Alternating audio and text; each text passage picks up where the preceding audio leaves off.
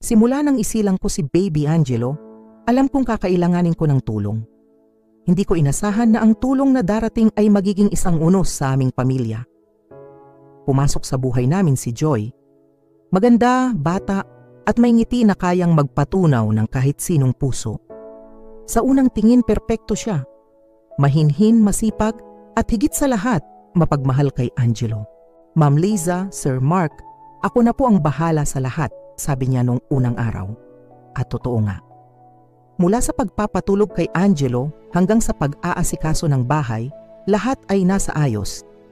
Nakahinga ako ng maluwag. Sa wakas, may oras na ulit ako para sa sarili ko, para makabawi ng lakas.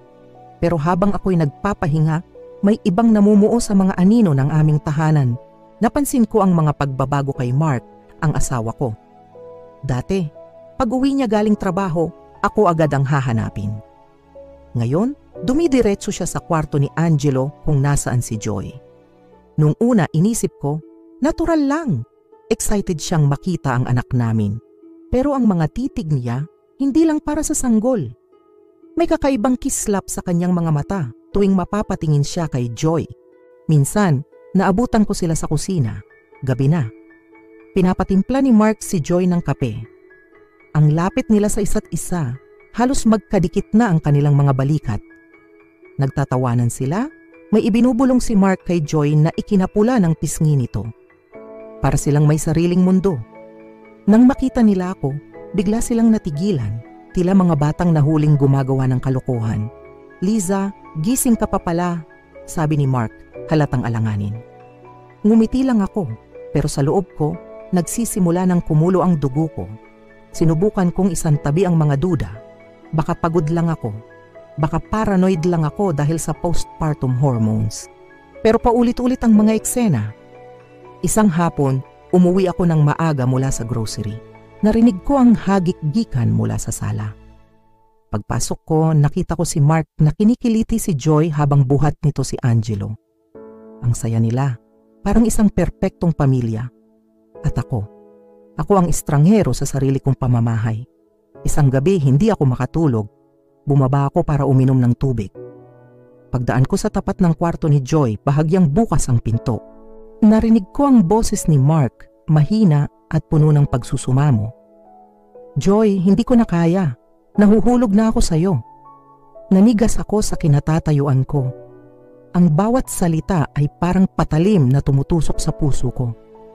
Ang sagot ni Joy, isang mahinang, "Sir, hindi po pwede." Pero walang diin, walang pagtanggi. Kinabukasan, hinarap ko si Mark. "May namamagitan ba sa inyo ni Joy?" Tanong ko, diretsahan. Itinanggi niya. Sinungaling. Nakita ko sa mga mata niya ang pagkakasala. Nag-away kami.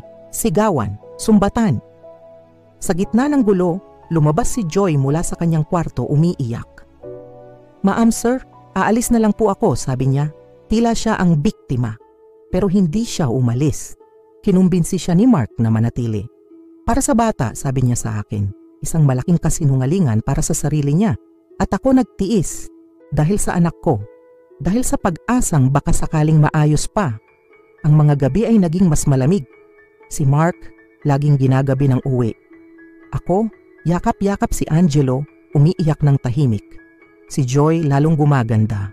Ang dating mahinhin na dalaga, ngayon ay may kumpiyansa na sa bawat galaw. Alam niyang hawak niya sa leeg ang asawa ko. Minsan, nakikita ko siyang suot ang mga damit ko, ang pabango ko. Parang dahan-dahan niyang inaagaw hindi lang ang asawa ko, kundi pati na rin ang pagkatao ko. Isang araw nagkasakit si Angelo. Mataas ang lagnat. Nasa ospital kami. Si Mark? Wala.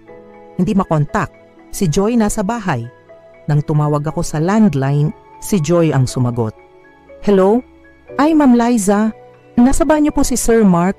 Kakatapos lang maligo." Napatigil ang mundo ko. Magkasama sila sa bahay habang ang anak namin ay nag-aagaw buhay sa ospital. Pag-uwi ko, dala ang galit at sakit. Kinumpronta ko silang dalawa. Wala nang takipan, wala nang pagtanggi. Nakita ko sa mukha nila ang katotohanan. Ang asawa ko at ang babaeng pinagkatiwalaan ko, tinraidor ako sa ilalim mismo ng aking pamamahay. "Pumili ka, Mark," sabi ko. Nanginginig ang boses. "Ako at ang anak mo, O siya? Tumingin siya kay Joy pagkatapos ay sa akin. Ang katahimikan sa loob ng bahay na iyon ay mas malakas pa sa kahit anong sigaw. Sa titig niyang iyon, alam ko na ang sagot. Ang dating masayang tahanan ay naging isang battlefield ng mga pusong sugatan. Si Joy hindi na lang isang tagapag-alaga. Siya na ang reyna sa kahariang dating akin at ako ang legal na asawa ay isang bihag sa sarili kong pamamahay. Pero hindi ako susuko. Para sa anak ko, lalaban ako. Ito ay hindi pa tapos. Ang kwento naming tatlo ay nagsisimula pa lamang. Abangan ninyo ang susunod na kabanata. Huwag kalimutang mag-subscribe para malaman kung ano ang mangyayari sa amin.